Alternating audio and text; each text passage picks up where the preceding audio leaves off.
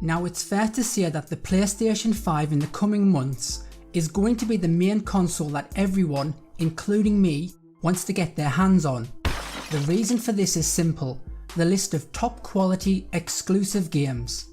With the PlayStation 5 having a potential lineup of games like Spider-Man Miles Morales, Ratchet & Clank Rift Apart, Horizon Forbidden West, Gran Turismo 7 and Demon's Souls, and no doubt many more to come, all within the not too distant future, it's clear to see that they already have a clear advantage over their rivals.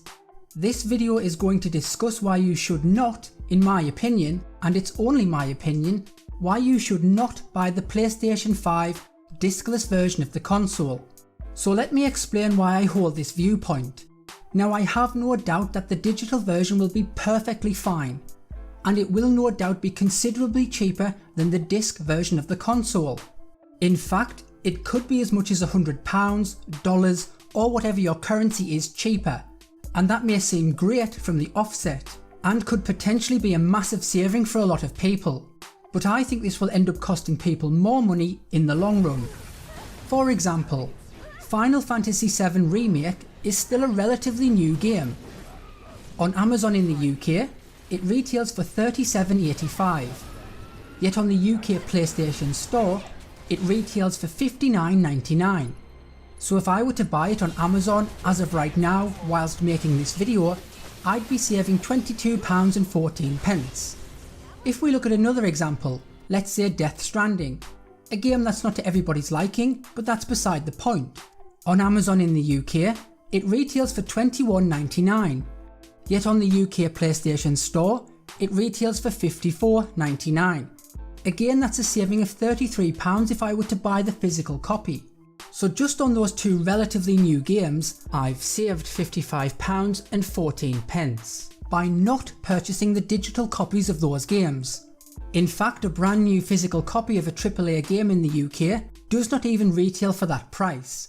So for context, the Avengers game, which is due to be released soon, is a brand new game, and on Amazon UK it retails for £49.99. Yet again, on the PlayStation Store it retails for £59.99. That's £10 more expensive than the physical copy. The cost of digital games, in my opinion, should always be cheaper than the physical game, but in reality that's never the case. In fact, it's always the opposite. So the total price for those three games digitally would have cost me £174.97. Yet those exact same games, if I were to buy the physical copies, would cost me £109.83. That's a saving of £65.14. Now for most people, me included, that's one heck of a lot of money to save.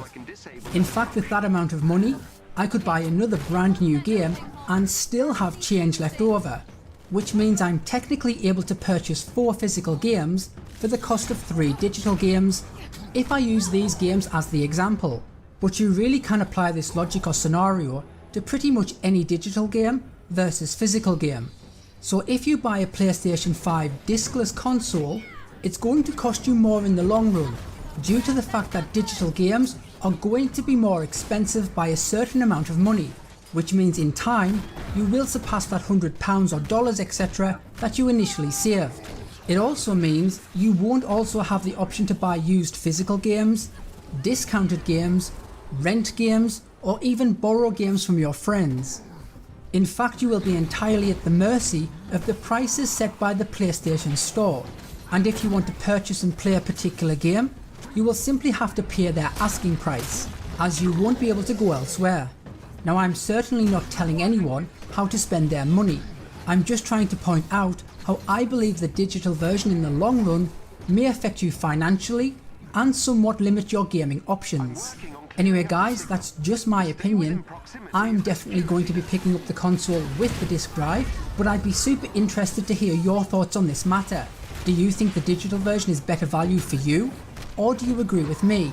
Anyway, let me know in the comments below, and as always, thanks for watching. Please also like and subscribe, and I'll see you next time.